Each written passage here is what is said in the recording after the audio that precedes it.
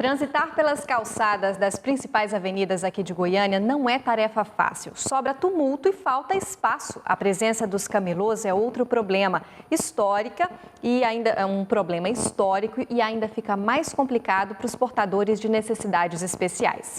Se já é difícil para qualquer pessoa transitar com tranquilidade pelas calçadas da 24 de outubro em Campinas, imagina para quem é portador de necessidades especiais. Não quero nem imaginar. Para mim tá difícil. Muito tumulto, né? Esses vídeos enviados pelos nossos telespectadores mostram a dificuldade do dia a dia de quem precisa passar por aqui. E para mostrar a dificuldade que os deficientes físicos têm para transitar aqui pelas calçadas da 24 de outubro, nós convidamos aqui a Elaine para fazer um teste com a gente. Ela não tem problema físico nenhum, mas aí a gente vai mostrar que ela não tendo problema, ela já vai ter dificuldade. Imagina só para quem tem de verdade. Vamos lá? Numa situação real, o deficiente visual teria a ajuda de uma bengala. Mas para que fosse eficiente, seria preciso a implantação de calçadas táteis como esta, que indicam o caminho. Semana passada, o prefeito de Goiânia, Paulo Garcia, assinou um decreto que regulamenta a implementação de piso tátil direcional e de alertas nas calçadas de Goiânia. Uma esperança para quem precisa do serviço. E será o que a Elaine, a garotinha que topou o desafio de caminhar pelas calçadas da 24 de outubro com os olhos vendados, achou da experiência. Horrível. Falta acessibilidade também para cadeirantes. As calçadas estão tomadas pelos camelôs que ocupam até parte da faixa de pedestres. A fiscalização da prefeitura, né? Tinha que olhar por isso aqui, ou levar esse pessoal para algum lugar, né? Tirar daqui, porque tá difícil caminhar aqui. A calçada já é curta, ainda mais com o camelô aqui, fica muito difícil. Olha, e essa matéria surgiu a partir de um vídeo enviado pelo nosso repórter cidadão para o nosso WhatsApp, 8411-8571. E por isso, nós vamos dar continuidade, vamos mostrar outras imagens. Nós convidamos o superintendente de fiscalização aqui de Goiânia, o Alan Viana. Boa tarde, ao senhor. Boa tarde, Odevan. Antes de o senhor responder esse caso, eu vou mostrar mais problemas. Nós temos uma sequência de imagens. Você está vendo aí carros em Campinas, também estacionados em cima da calçada, não deixando nenhum espaço para o pedestre. Esse caso é pior. Uma casa foi construída na calçada, no Jardim Califórnia. A pessoa utilizou a calçada como se fosse pedaço da casa e construiu, o que é pior. Você percebe aí por essas imagens. Agora nós temos fotos também. Essa aí, carros na calçada na Vila Mutirão. Carcaças também, nesse caso entulhos na Vila União. A gente volta também, além desse entulho, para Campinas, equipamentos, você percebe, olha só, na região de Campinas, o pessoal toma conta. Aí também no setor Bela Vista, você percebe aí, olha a quantidade de entulho, muita sujeira, pneus lá no Jardim Guanabara, colocados em cima da calçada. E tem outros também no setor Garavelo, B, aqui em Goiânia. E eu quero saber do senhor, superintendente, por que a prefeitura não consegue coibir esse tipo de coisa? Nós temos tentado enfrentar esses problemas, nós temos um quadro de fiscais que se divide em 3 áreas, especificadamente da fiscalização de atividade econômica, fiscalização de edificações e também a fiscalização de transporte, que estão nas 3 casos se encontraram nos VTs que nós percebemos. Um é a atividade econômica, que são aqueles comerciantes que colocam as suas mercadorias ocupando o passeio público, tanto os comerciantes formais como os informais, no caso dos camelôs.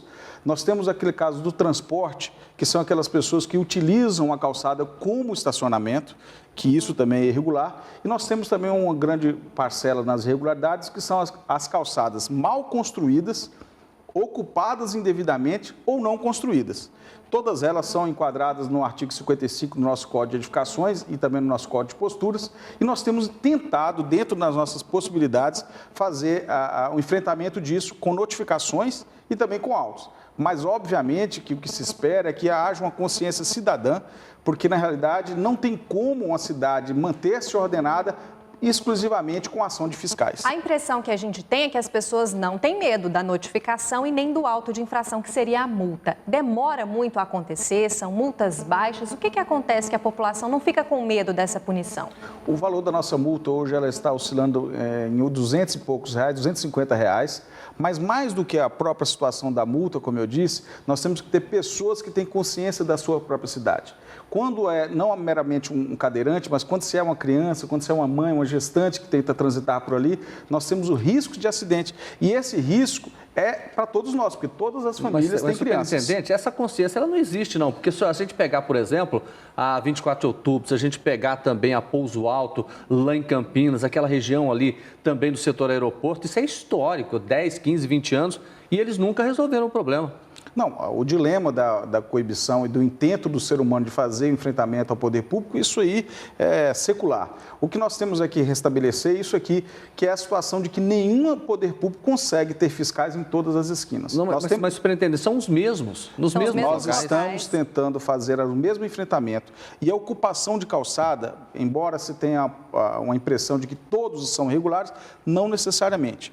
Por exemplo, nós temos bancas de jornais, bancas de lanchonete como Pit Dog, que desde que enquadrados nos ditames que estão previstos no Código de Posturas, eles podem se estabelecer no passeio público, permitindo uma via de circulação de, no mínimo, 1,5 metro, para que possa ter o deslocamento dos cadeirantes e da pessoa. Mas os comerciantes, aliás, a presença deles vai aumentar bastante agora no restante do mês de dezembro, porque aumentam as vendas, as pessoas estão gastando o 13º salário, fazendo as compras de Natal.